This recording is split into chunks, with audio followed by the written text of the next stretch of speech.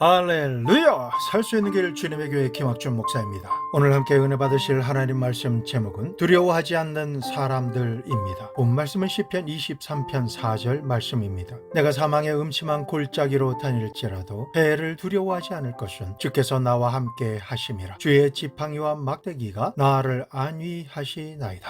사람이 만드는 모든 물건은 그 모양에 금이 가고 깨지며 꺾여서 원래 원했던 모양대로 만들어져 나오지 않으면 실패한 것이기 때문에 버려집니다. 하지만 사람이나 사람이 길들여야 하는 짐승은 자신의 의지가 꺾이고 좌절하게 해야 쓸모가 있게 되는 것입니다. 야생 그대로는 결코 사용할 수가 없습니다. 개나 소와 말을 야생 그대로 두면 주인의 의지와는 전혀 상관없이 자기 마음대로 천방지축 날뛰며 행동합니다. 이를 제압하려고 하면 거칠게 반항하며 주인에게 위해를 가하려고 달려듭니다. 마치 자기가 상위자인 것처럼 행동한다는 것입니다. 그래서 소는 송아지 때부터 자기 마음대로 하지 못하도록 연약한 피부의 코를 나무로 뚫어서 콧뚜레를 하고, 말도 길들일 때에 입에 나무나 쇠로 가로막대를 물립니다. 이를 제갈이라고 하는데, 이 제갈 양쪽에 고리를 달아서 고삐와 연결하고 그 고삐를 잡아당김으로 그 입에 물린 제갈로 인해 아프게 해서 말 전체를 제어합니다. 말이 아무리 좋은 명마라 해도 의지를 꺾을 수 있는 제갈을 물리지 않는 한 경주마나 군마가 될 수가 없는 것입니다. 사람도 감정을 절제하지 못하고 아무 생각 없이 제멋대로 말하는 것을 제어하기 위해서 스스로 제갈을 물립니다. 특히 하나님과 사람에게 범죄하지 않게 하기 위해 스스로 시편 39편 1절 내 입에 제갈을 물리리라 라고 하며 절제하는 것입니다. 이처럼 사람이나 유용하게 사용되는 짐승은 살아가는 동안 절제하지 못하고 자기 생각과 뜻대로 행할 때에 실패하고 제재를 받으며 좌절하기를 끝없이 경험하게 되는 것입니다. 이렇게 자기 의지대로 살려고 하는 생각과 뜻이 꺾일 때 비로소 하나님 뜻대로 쓰임받기에 합당한 사람이 되며, 꺾이지 않는 사람은 하나님께서 결코 들어쓰시지 않으십니다. 야생의 습관을 꺾어 놓을 때에는 주저하지 않고 맹렬하게 달려들어서 거침없이 붙잡고 기세를 꺾어서 그 의지를 좌절하게 하고 스스로 포기하고 순응할 때까지 결코 놔주지 않는 것입니다. 하나님께서도 우리를 택하신 이후에 하나님 뜻대로 순종하도록 조금의 여지를 주지 않으시고, 말씀대로 반응하면 복을 주시고 반항하고 자기 뜻대로 살려고 하면 맹렬하게 달려들어서 의지를 꺾어 놓으심으로 하나님께 두 손 들고 항복하고 하나님만을 믿고 의지하며 순종하는 사람으로 연단시키시는 것입니다. 하나님께서는 아담 이후로 죄와 저주와 허물이 많은 사람이 세상적으로 살려고 하는 의지가 꺾인 사람만 사용할 수 있기 때문에, 하나님께서 택하신 이상 사람이 아무리 꺾임을 피하려고 발버둥을 쳐도 피할 수가 없습니다. 하나님께서 처음부터 사람에게 이렇게 하신 것은 아닙니다. 아담과 하와를 지으시고 에덴에서 자유롭게 살며 생육하고 번성하며 하나님의 대리자가 되어서 다스리는 삶을 살 때에 생각하고 말하는 그대로 모든 것에 이름이 지어진 것처럼 아주 특별한 존재였습니다. 그러나 99.99%를 마음껏 사용하지만 단 하나, 선악을 알게 하는 나무의 실과는 먹지 말라, 먹는 날에는 정령 죽으리라 라고 말씀하시는 하나님의 말씀을 가볍게 여기고, 스스로가 자기 인생이 하나님이 되어서 자립하겠다라고 하나님을 대적하고 하나님의 말씀을 불순종하며 반역하는 죄를 짓고 에덴에서 쫓겨난 이후부터 하나님과 말씀을 대적하는 죄의 성질과 자기 이기주의와 인본주의를 꺾지 않고서는 하나님께 순종하지 않을 뿐만 아니라 하나님을 이용하거나 대적할 뿐이기 때문에, 하나님께서는 창조 목적대로 우리를 구원하시고 회복하시기 위해 살아가는 모든 날 실패를 겪게 하시고 좌절하게 하시므로 하나님만 믿고 의지하며 복을 받고 누리게 하시는 것입니다. 첫째로, 실패하고 꺾이며 좌절한 사람들입니다. 우리가 믿음의 조상이라고 하는 아브라함은 75세 노년에 하나님의 부르심을 받고 축복의 말씀을 받게 됩니다. 창세기 12장 1절에서 3절 여호와께서 아브라함에게 이르시되 너는 너희 고향과 친척과 아버지의 집을 떠나 내가 내게 보여줄 땅으로 가라. 내가 너로 큰 민족을 이루고 내게 복을 주어 내 이름을 창대하게 하리니 너는 복이 될지라. 너를 축복하는 자에게는 내가 복을 내리고 너를 저주하는 자에게는 내가 저주하리니 땅의 모든 족속이 너로 말미암아 복을 얻을 것이라 하시니 것인지라.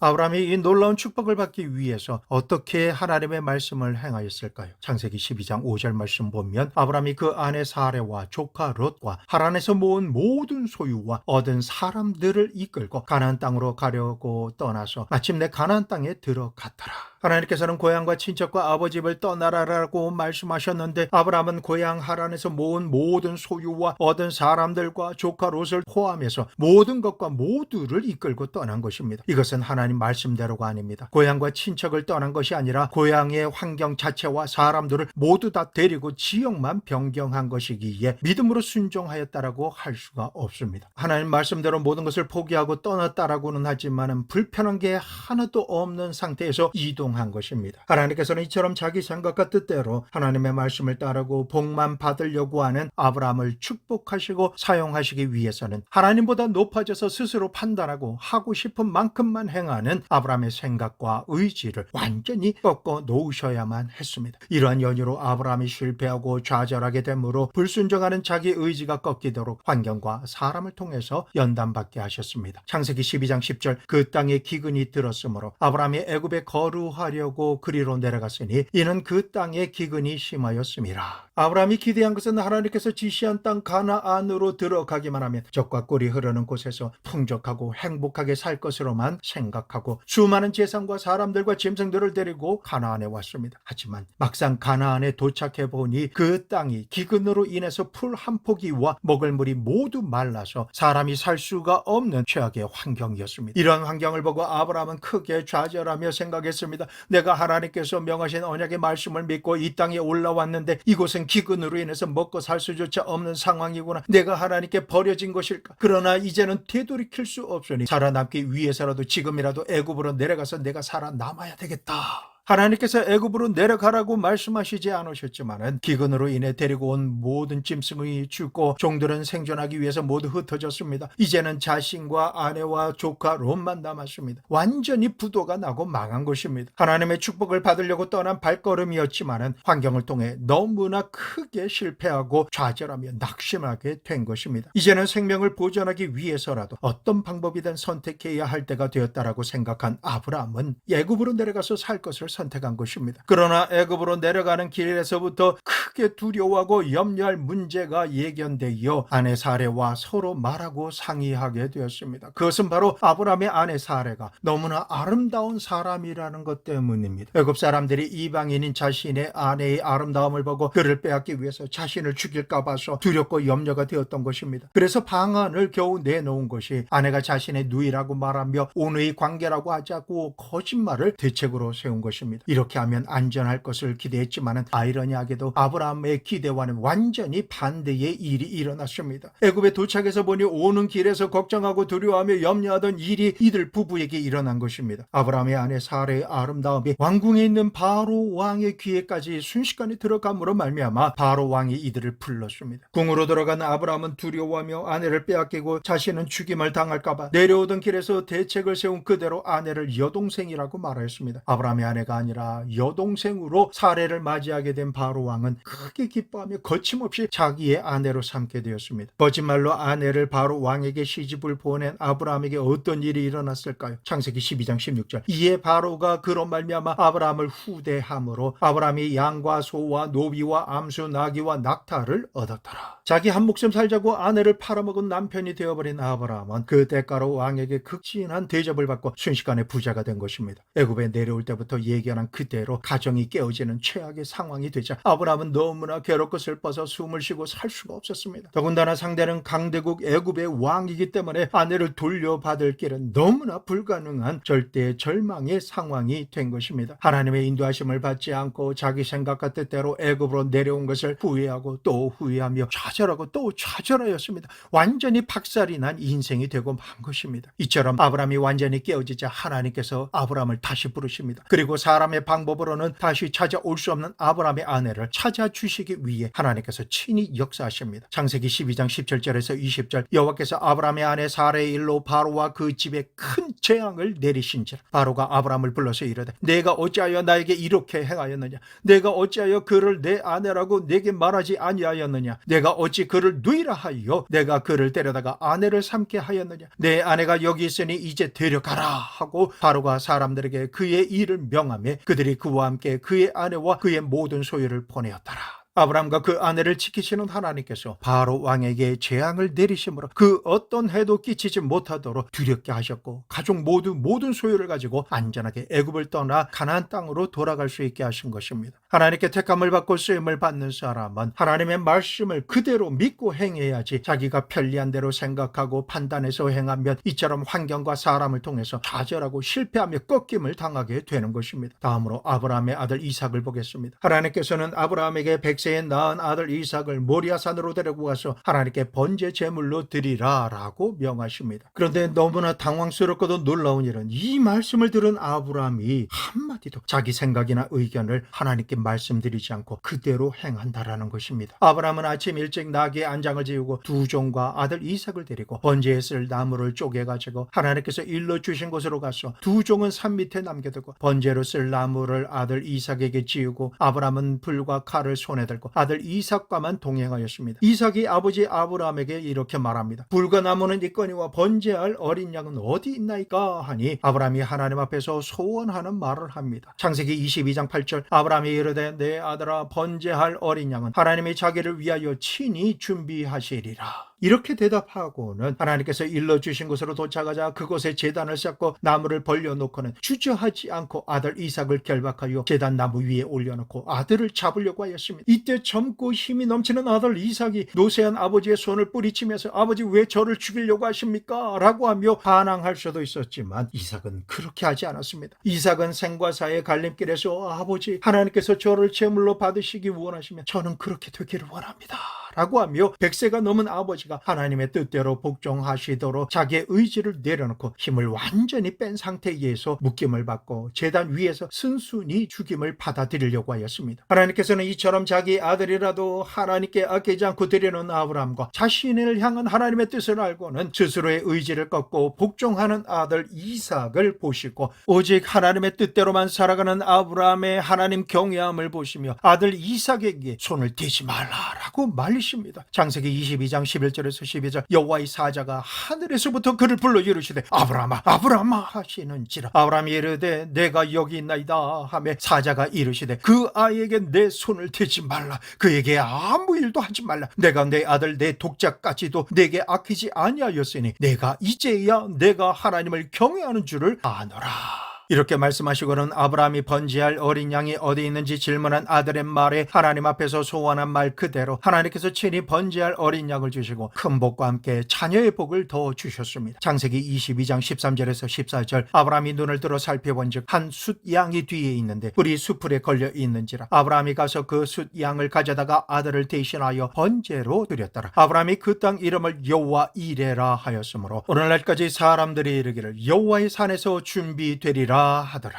이 일 이후에 하나님께서 이삭에게 복을 주십니다. 이삭은 목축업자라 농사 짓는 법을 잘 몰랐지만 하나님께서 지혜를 주시고 복을 주심으로 창세기 26장 12절에서 14절 전반절, 이삭이 그 땅에서 농사하여 그 해에 100배나 얻었고 여호와께서 복을 주심으로 그 사람이 창대하고 왕성하여 마침내 거부가 되어 양과 소가 떼를 이루고 종이 힘이 많으므로. 이뿐만 아닙니다. 아버지 아브라함 때 팠던 우물을 블레셋 사람들이 메웠지만 이삭이 다시 파자 샘 근원을 얻게 하셨고 기근 때문에 샘을 소유하려고 서로 싸움이 일어날 때마다 장소를 옮기지만 장소를 옮겨서 우물을 팔 때마다 물이 나오는 형통의 복을 받았습니다. 그리고 우물이 귀하여 거듭 빼앗김에도 불구하고 하나님께서는 약속의 말씀을 이삭에게 주셨습니다. 창세기 26장 24절, 여호와께서 그에게 나타나 이르시되 나는 내 아버지 아브라함의 하나님이니 두려워하지 말라. 내 종 아브라함을 위하여 내가 너와 함께 있어 내게 복을 주어 내 자손이 번성하게 하리라 하신지라.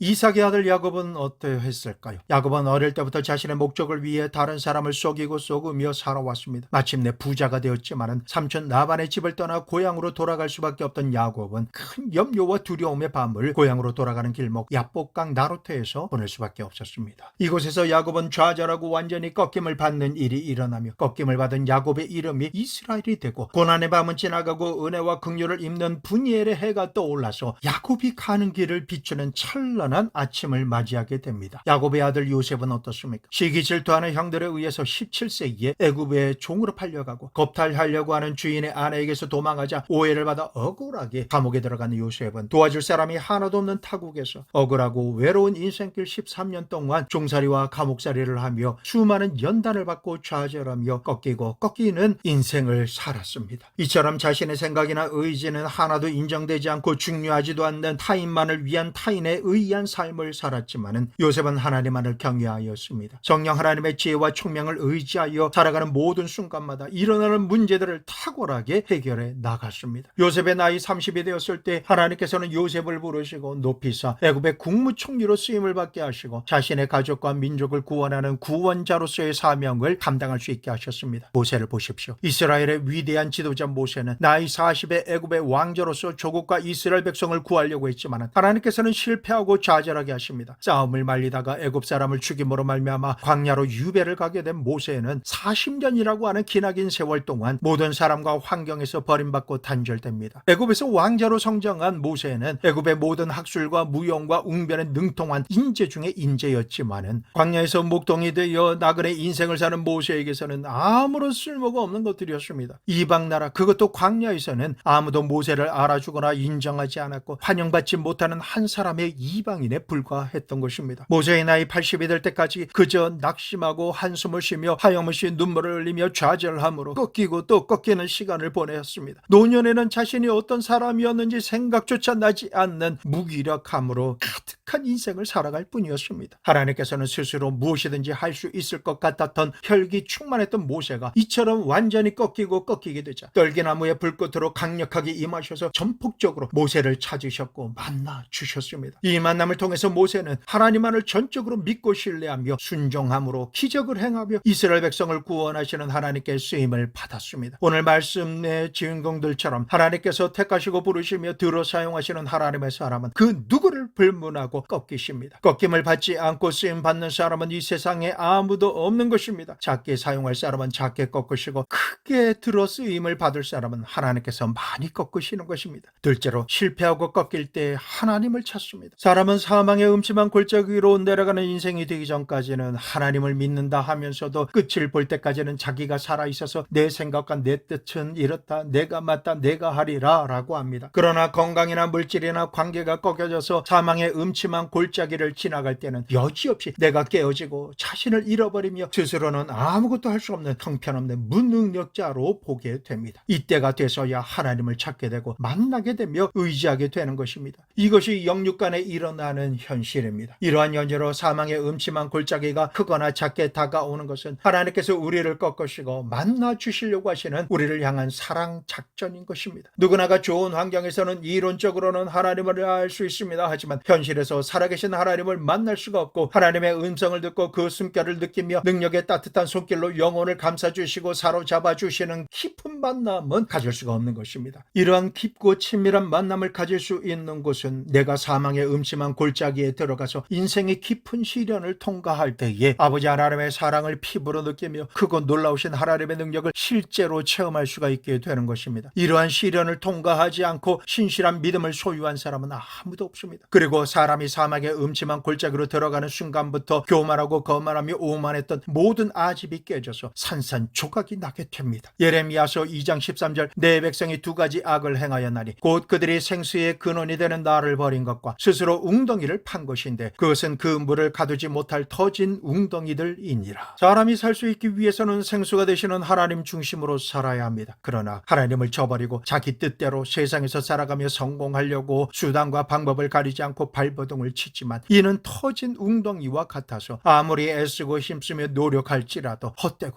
헛된 일이 되는 것은 채워지지 않는 터진 웅덩이와 같은 지식이기 때문에 그렇습니다. 그러나 사망의 음침한 골짜기와 같은 곳으로 들어가며 지나가게 되는 상쇄하는 순간 사람의 교만은 여지없이 깨어지고 하나님께 두 손 들고 항복하며 회개하게 되는 것은 이곳에서는 인간의 힘과 세상 방법이 통하지 않기 때문입니다. 직면하는 순간 어찌해 볼 도리가 없어지는 것이기 때문입니다. 이러한 순간에 직면하는 순간이 되면 그 누구도 하나님만 의지하게 됩니다. 야곱의 간교한 지혜를 보십시오. 팥죽 한 그릇으로 형의 장자 명분을 빼앗았습니다. 어떻게 그런 일을 생각할 수 있었겠습니까? 자신의 것이 아니지만 원하는 것이 있다라면 형제도 피도 눈물도 없이 수단과 방법을 동원해서 뺏는 피급하고 간교한 세상의 지혜였습니다. 배고픈 형을 위해 사랑으로 줄 수도 있었는데 그 틈을 노려서 팥죽 한 그릇을 주고 장자의 명분을 가볍게 여긴 형도 문제가 크지만 장자의 명분을 내놓으라고 하니 그것을 팥죽 한 그릇에 내놓았던 것입니다. 그 다음으로는 아버지가 나이가 많아 눈이 어두운 것을 기회로 이용해서 형의 옷을 입고 짐승의 털을 팔에 감고 아버지의 처소로 들어가서 형의 목소리를 흉내내서 아버지가 장자에게 주는 모든 축복을 하나도 남김없이 다 받아냈습니다. 성도 여러분, 하나님의 나라는 언제나 장자를 통해서 상속이 이어졌습니다. 그러므로 아버지가 세상을 뜨기 전에 언제나 장자에게 모든 축복을 주고 가문의 모든 것을 맡기는 것입니다. 그러나 장자인 에서가 받아야 할 복을 야곱이 에서의 옷을 입고 에서인 척함으로 아버지를 속이고 모든 복을 다 받았습니다. 이 얼마나 간교한 사람이고 목적을 위해서는 무엇이든지 행하는 책략적인 사람입니까? 이 사실이 들통나자 자신을 죽이려 드는 형 에서를 피해서 외삼촌 집으로 도망하여 20년 동안 집안일을 돌보는 종살이를 하게 됩니다. 그러나 우연의 일치로 자신이 형을 속이고 원하는 것을 모두 다 빼앗은 것처럼 외삼촌 라반도 야곱을 속이고 이에 질세라 야곱도 외삼촌을 속입니다. 고난의 삶을 살면서도 야곱은 자신의 간교함과 책략을 버리지 않았었던 것입니다. 그러나 하나님께서 고향 땅으로 돌아가라시는 말씀을 듣고 돌아오던 중에 야복강 나루트에서 하나님께서 그를 만나셔서 그의 간교한 인간의 지혜를 깨뜨리시고 부러뜨리시고 박살내셨습니다. 야곱은 이제 진짜로 사망의 음침한 골짜기에서 밤을 맞이하게 된 것입니다. 야곱이 머물러 있는 야복강은 뒤에는 외삼촌이 군대를 거느리고 내가 다시 돌아오면 너를 죽여버리겠다라고 하고 형 에서에게 사람을 보내어 자신이 고향으로 돌아간다라고 하니 형은 20년 동안 이를 박박 갈며 칼을 갈아서 언제고 야곱을 향한 마음의 원한을 갚으려고 집에서 훈련시킨 400명의 군대를 거느리고 동생을 죽이려고 질풍같이 달려오고 있다라는 소식을 듣습니다. 앞으로 갈 수도 없고 뒤로 돌아갈 수도 없기 때문에 이제는 그 자리에서 자신을 죽이려고 달려오는 형의 칼에 죽게 된 것입니다. 그래서 형의 진노를 조금이라도 누그러뜨리게 하려고 자기의 재산인 모든 짐승과 아내들과 자녀들을 모두 다 야복강을 건너가게 하고 자신은 형이 자신을 보낸 짐승떼를 모두 다 빼앗고 가족들을 칼로 죽이면 그 상황을 봐서 여차하면 도망가서 혼자 살려고 했던 것입니다. 그런데 밤중에 갑자기 천사가 사람의 모습으로 나타나서 야곱과 씨름을 합니다. 그 씨름은 다른 씨름이 아닙니다. 야곱 보고 도망칠 생각하지 말고 야복강을 건너가라 라고 하시는 것입니다. 야곱아, 너는 이제 죽든지 살든지 아내들과 자식들과 함께 있어야 한다. 그러니 강을 건너가라. 야곱이 말합니다. 나는 안 건너갑니다. 건너가면 저 죽습니다. 처자는 다 죽더라도 나는 살아남아야 되겠습니다. 이렇게 말하고는 밤새도록 천사와 씨름했던 것입니다. 그러나 아침 해가 떠올라올 때에 하나님의 사자가 손을 들어 야곱의 환도뼈를 침으로 절름발이가 되고 말았습니다. 이제는 다리의 고통으로 인해서 견딜 수 없는 상태가 되어서 도망간다라고 하는 것은 절대로 불가능한 상황과 처지가 된 것입니다. 이제 야곱은 막다른 골목에 처하게 되었고 사망의 음침한 골짜기에 처하게 된 것입니다. 이때 천사가 말하기를 날이 새려고 하니 나로 가게 하라.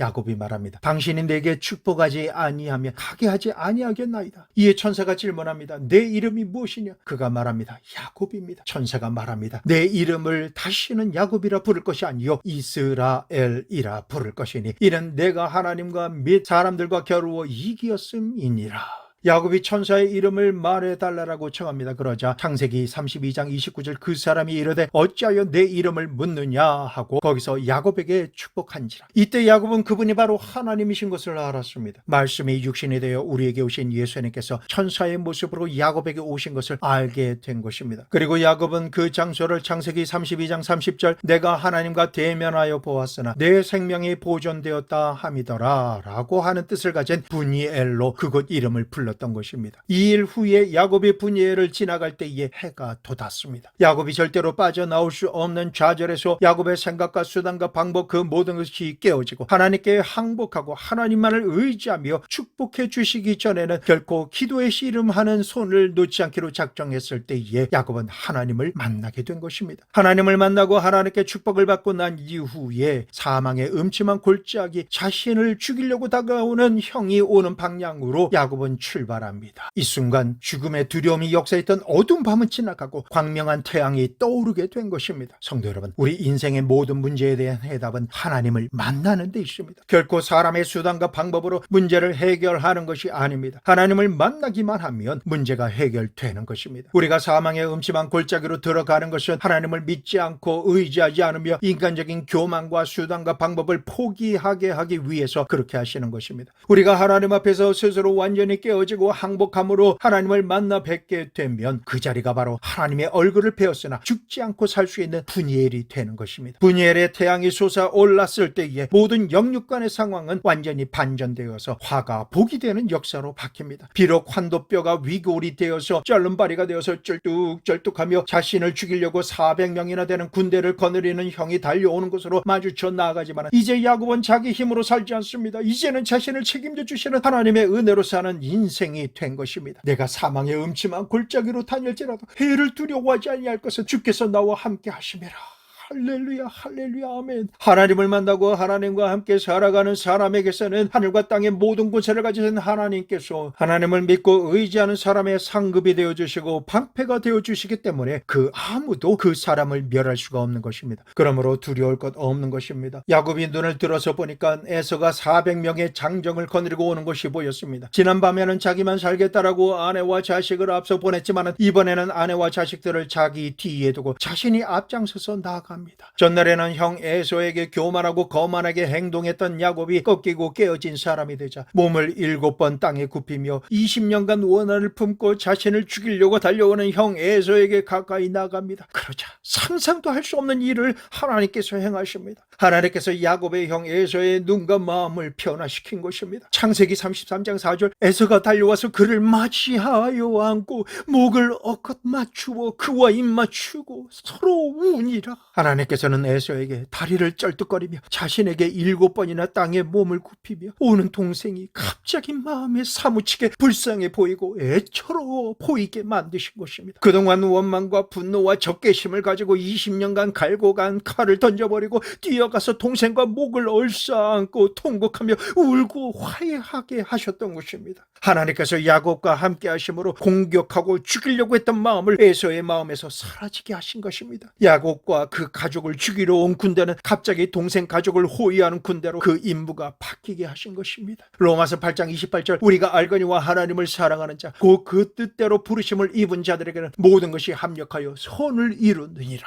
우리 인생의 어두운 밤과 걸어가야 할 길이 사망의 음침한 골짜기와 같을지라도 하나님께서 우리와 함께 계시면 사망의 음침한 골짜기와 같은 현실이라 할지라도 그 아무도 그 무엇도 우리를 대적할 수가 없는 것입니다. 우리가 하나님의 말씀과 성령으로 깨어지고 부스러뜨려짐으로 말미암아 하나님을 만나면 이 모든 일이 합력하여 내게 선이 되고 마는 것입니다. 그러므로 사망의 음침한 골짜기를 지날 때에 하나님 앞에서 원망하지 맙시다. 불평과 탄식하지 맙시다. 죽는 소리와 왜곡된 말인 사곡을 우리 입에서 제거합시다. 우리가 할 일은 깨어지고 회개하는 것입니다. 그렇게만 하면 이전에는 전혀 만나 뵙지 못한 하나님을 만나 뵙게 되며 죽을 수밖에 없는 인생에 하나님의 복을 받고 다시 살 수 있게 되는 은총을 받게 되는 것입니다. 셋째로 주님의 지팡이와 막대기를 의지합니다. 주님을 만나면 내가 없어지고 주님의 지혜만이 내 마음에 임하여서 내 마음과 생각을 사로잡고 모든 문제를 해결해 나가는 길이요 진리요 생명이 됩니다. 잠언 3장 5절에서 8절, 너는 마음을 다하여 여호와를 신뢰하고 내 명철을 의지하지 말라. 너는 범사의 그를 인정하라. 그리하면 내 길을 지도하시리라. 스스로 지혜롭게 여기지 말지어다. 여호와를 경외하며 악을 떠날지어다. 이것이 내 몸의 양약이 되어 내 골수를 윤택하게 하리라.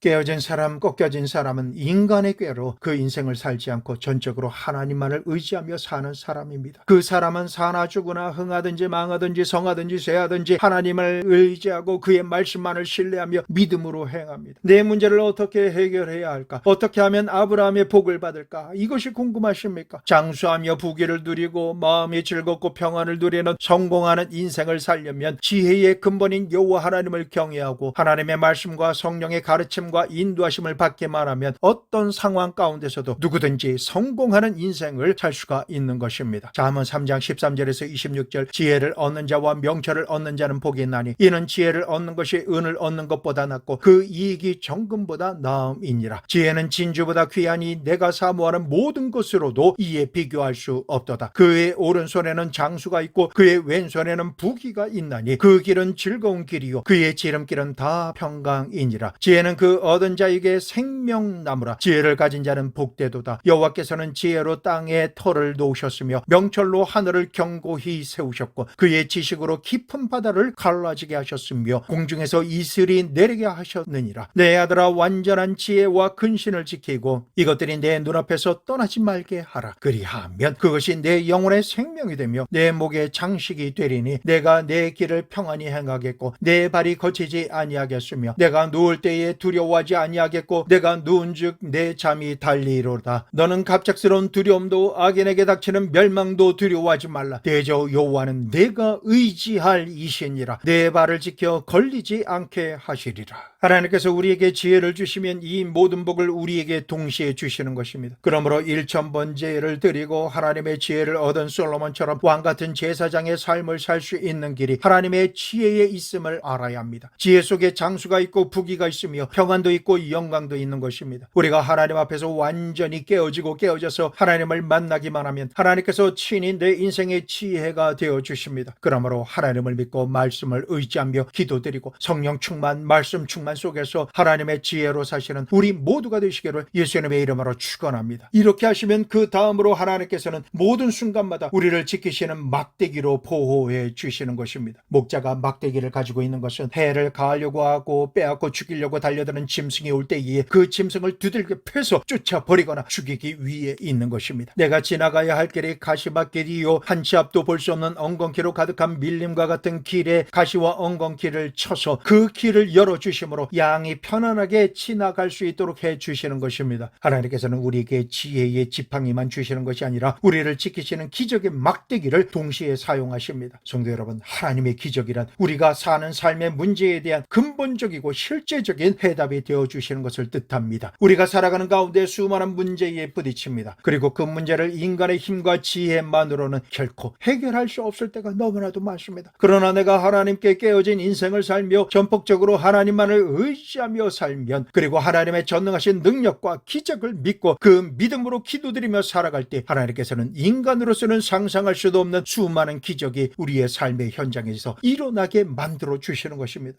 하나님의 기적이 바로 우리가 가진 문제의 해답이 되는 것입니다. 하나님을 믿지 않는 사람은 눈에 보이고 귀에 들리며 현실에서 부딪히는 절망으로 인해서 망할 수밖에 없는 다른 길이 없는 자가 되지만, 하나님을 믿는 자는 하나님께서 기적을 주시기 때문에 절대로 절망할 수가 없는 것입니다. 그러므로 눈에는 아무것도 안 보이고 귀에는 아무런 소리가 안 들리며 손에 잡히는 것이 하나도 없을지라도 하나님께서는 우리를 위해 모든 것을 다 이루어 놓으시고 공급해 주시기 위해서 예비해 놓으셨습니다. 이 모든 것을 알고 원하고 받기를 원하십니까? 그렇다면 성령님을 환영하십시오. 의지하며 모셔드리십시오. 성령의 임재를 사모하시고 성령으로 충만하기 위해서 기도에 힘쓰십시오. 고린도전서 2장 9절에서 10절 기록된 바 하나님의 자기를 사랑하는 자를 위하여 예비하신 모든 것은 눈으로 보지 못하고 귀로 듣지 못하고 사람의 마음으로 생각하지도 못하였다 함과 같으니라. 오직 하나님의 성령으로 이것을 우리에게 보이셨으니 성령은 모든 것 곧 하나님의 깊은 것까지도 통달하시느니라. 우리가 깨어지고 꺾여져서 하나님을 만나면 하나님께서는 우리를 위해서 기적을 베푸시는 기적의 하나님이 되어 주십니다. 그러니 하나님의 기적을 바라고 의지하십시오. 그리하면 하나님께서 인생의 해답을 주시는 것입니다. 고린도후서 4장 7절에서 10절 우리가 이 보배를 질그릇에 가졌으니 이는 심히 큰 능력은 하나님께 있고 우리에게 있지 아니함을 알게 하려 함이라. 우리가 사방으로 우겨싸움을 당하여도 쌓이지 아니하며 답답한 일을 당하여도 낙심하지 아니하며 박해를 받아도 버림받지 아니하며 거꾸로 뜨림을 당하여도 망하지 아니하고 우리가 우리가 항상 예수의 죽음을 몸에 짊어지면 예수의 생명이 또한 우리 몸에 나타나게 하려 함이라.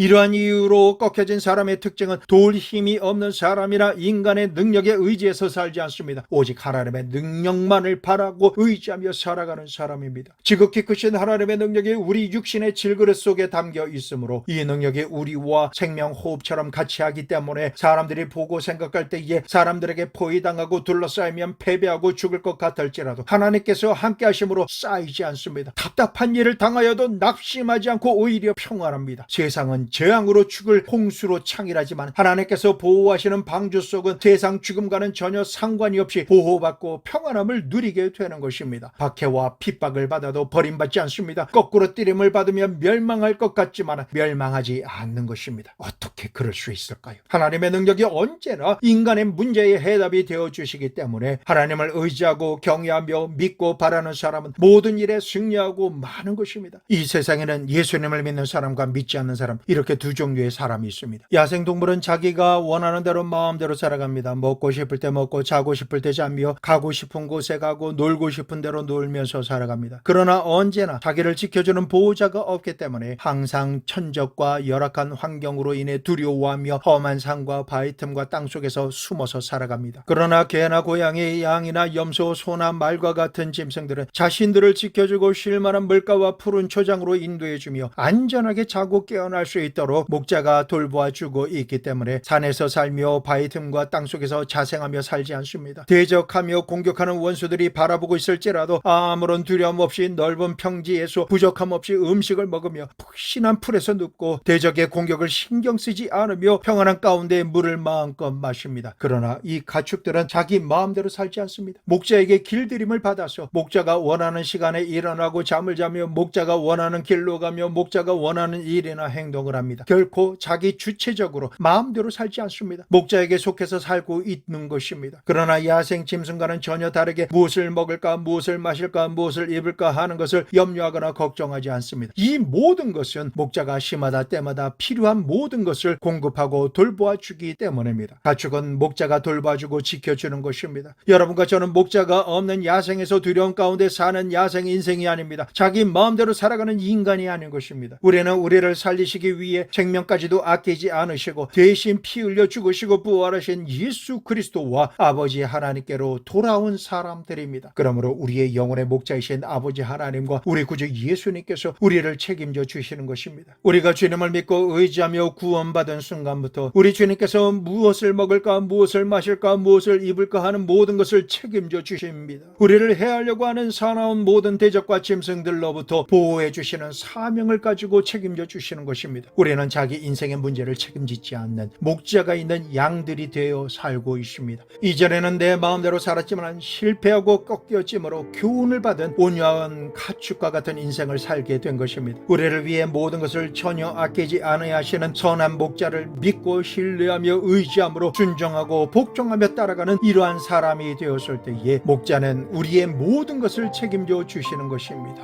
성도 여러분, 우리는 이 세상을 살아가지만 의지할 곳이 없어서 버림받아 유리하며 방황하는 존재가 아닙니다. 하늘과 땅과 세계와 그 가운데 모든 것을 지으시고 운행하시는 하나님께서 책임져 주시는 사람들입니다. 오늘 이 순간부터 하나님만을 온전히 전폭적으로 의지하며 정령 하나님과 동행하며 살아가는 복 있는 사람이 되어서 매일매일 기적이 일어나는 천국의 삶을 살아가시기를 우리 주 예수 그리스도의 이름으로 축복합니다.